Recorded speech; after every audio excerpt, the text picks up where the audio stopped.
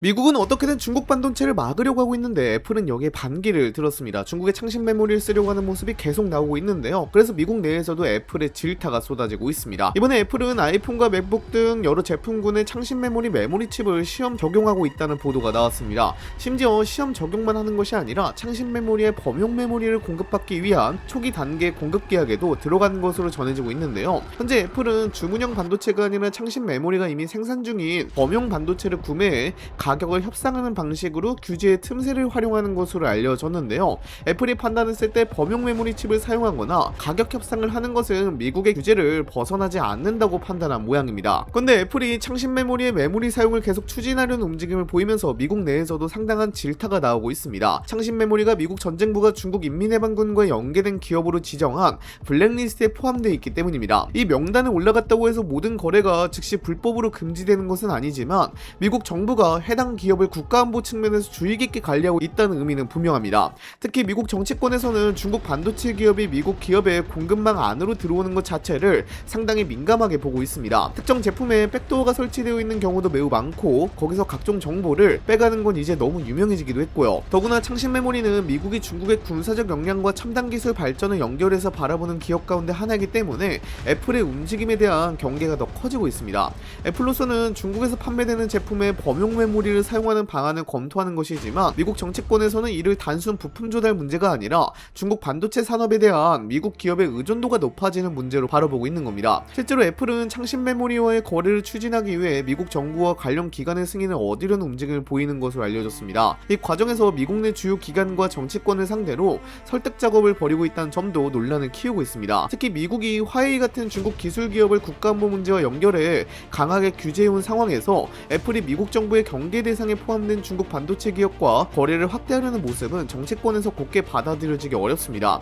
미국 의원들 사이에서도 애플이 중국산 반도체를 사용하게 될 때 다른 미국 기업들까지 중국산 부품을 선택하는 명분을 제공할 수 있다고 우려하고 있습니다. 애플이 거대한 시장 영향력을 가진 기업이란 점도 문제를 키우고 있습니다. 애플이 창신 메모리를 공급망에 받아들이면 한 기업의 구매 결정으로 끝나는 것이 아니라 글로벌 부품업체와 다른 IT 기업들의 판단에도 영향을 줄 수 있기 때문입니다. 그래서 미국 정치권에서는 애플의 선택이 미국의 대중국 반도체 정책과 충돌할 수 있다는 점을 집중적으로 문제 삼고 있습니다. 그렇다면 애플은 왜 이렇게 막무가내로 창신 메모리와의 협의를 추진하는 것일까요? 가장 큰 이유는 AI 확산으로 인한 메모리 공급난 때문일 가능성이 높습니다. 현재 글로벌 반도체 시장에서는 AI 데이터 센터를 구축하려는 기업들의 경쟁이 계속되면서 메모리 수요가 많이 늘어나고 있습니다. 특히 AI 서버에 필요한 고성능 메모리와 HBM 생산이 확대되면서 반도체 기업들의 생산 능력이 이쪽으로 집중되고 있고 그 영향으로 스마트폰과 PC에 들어가는 일반 메모리까지 공급이 빠듯해지고 있습니다. 수요는 빠르게 증가하는데 새로운 생산 시설을 바로 늘리기는 어렵다 보니 메모리 가격도 상승하고 있습니다. 애플처럼 막대한 물량의 메모리가 있어야 하는 기업에는 상당한 부담이 될 수밖에 없습니다. 애플은 메모리 자체를 생산하는 기업이 아니기 때문에 필요한 물량을 안정적으로 확보하려면 기존 공급 업체와의 계약 조건을 조정하거나 새로운 공급처를 확보해야 합니다. 여기서 창신 메모리가 하나의 선택지로 등장한 겁니다. 그런데 애플이 정말 창신 메모리를 핵심 공급 업체로 만들려는 것인지에 대해서는 다른 해석도 가능합니다. 애플이 창신 메모리의 메모리를 대량으로 사용하기보다는 새로운 공급처를 확보했다는 사실 자체를 활용해 삼성전자와 SK하이닉스, 마이크론과의 가격 협상에서 유리한 위치를 확보하려는 전략의 가능성입니다. 메모리 공급업체가 제한된 상황에서는 애플이 가격이나 계약 조건을 요구하더라도 선택할 수 있는 대안이 많지 않습니다. 반대로 창신 메모리라는 새로운 선택지가 실제 공급망에 들어올 수 있다는 신호가 나오면 기존 업체들과의 협상에서 애플의 선택지가 늘어날 수 있습니다. 근데 여기에서 애플의 계산이 예상과는 다르게 흘러가고 있습니다. 창신 메모리가 애플의 가격이나 요구를 거절해버린 겁니다. 사실 창신 메모리로서는 중국 내 텐센트와 바이트댄스 같은 대형 기업들의 수요가 존재하고 있고 해외 PC 업체들의 공급 수요까지 늘어나면서 창신 메모리가 굳이 애플에만 낮은 가격을 제시할 이유가 줄어든 상황입니다. 애플이 새로운 공급처를 확보해 기존 업체와의 협상력을 높이려 했지만 정작 창신 메모리가 가격을 낮추지 않으면서 이 전략에도 한계가 드러난 겁니다.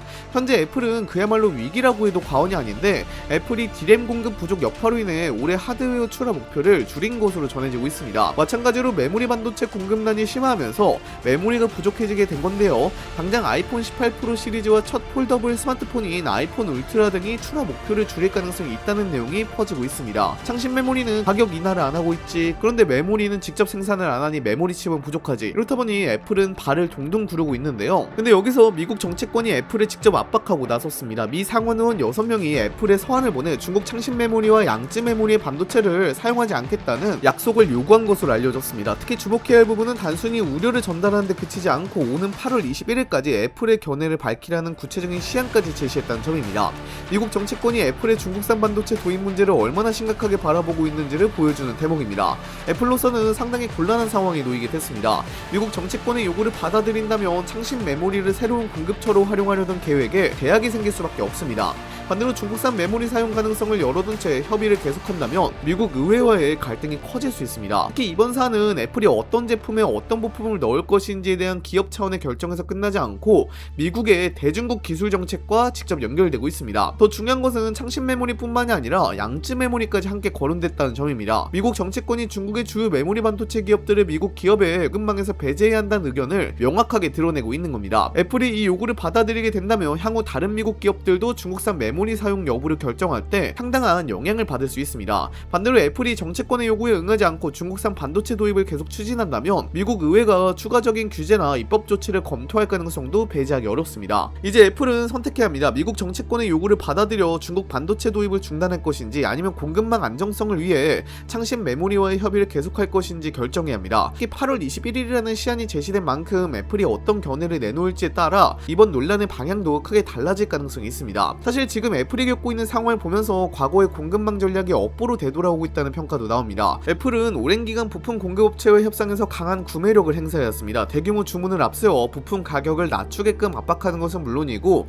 애플 제품에 들어가는 부품의 사양과 생산 일정까지 공급업체에 계속 요구를 해왔습니다. 애플로서는 높은 수익성을 유지하기 위한 전략이었지만 협력업체로서는 막대한 투자 부담으로 이어지는 경우도 있었습니다. 특히 반도체처럼 생산 시설을 새로 건설하는데 막대한 자금과 시간이 필요한 산업에서는 대형 고객사의 요구가 기업의 투자 결정에 상당한 영향을 미칠 수밖에 없습니다. 애플의 수요를 맞추기 위해 생산 설비를 확대하고 설비에 투자했는데 정작 이후에 추가 연장 계약을 취소해서 여러 기업이 파산하거나 도산 직전까지 갔던 것은 매우 유명한 일화가 되었죠. 근데 지금 메모리 시장에서는 상황이 달라지고 있습니다. 과거에는 애플이 여러 부품업체 가운데 누구와 계약할지를 결정하는 위치에 가까웠다면 지금은 메모리 공급업체가 생산할 수 있는 물량을 어디에 우선 배정할지를 판단하는 상황이 나타나고 있습니다. AI 데이터 센터가 등장하면서 서버용 메모리 수요가 급격하게 증가했고 메모리 업체로서는 높은 수요를 확보한 고객에게 생산 능력을 우선 배정할 요인이 커졌습니다. 애플이 막대한 구매력을 가지고 있다고 해도 필요한 물량을 원하는 시점에 원하는 가격으로 확보할 수 있다는 보장이 약해진 것입니다. 이 과정에서 과거 애플과 거래했던 반도체 업체들의 불만도 다시 주목받고 있습니다. 일부 업체들은 과거 애플이 부품 가격을 강하게 낮추랬다는 취지의 비판을 내놓기도 했습니다. 당장 최근에 메모리 반도체 기업인 마이크론은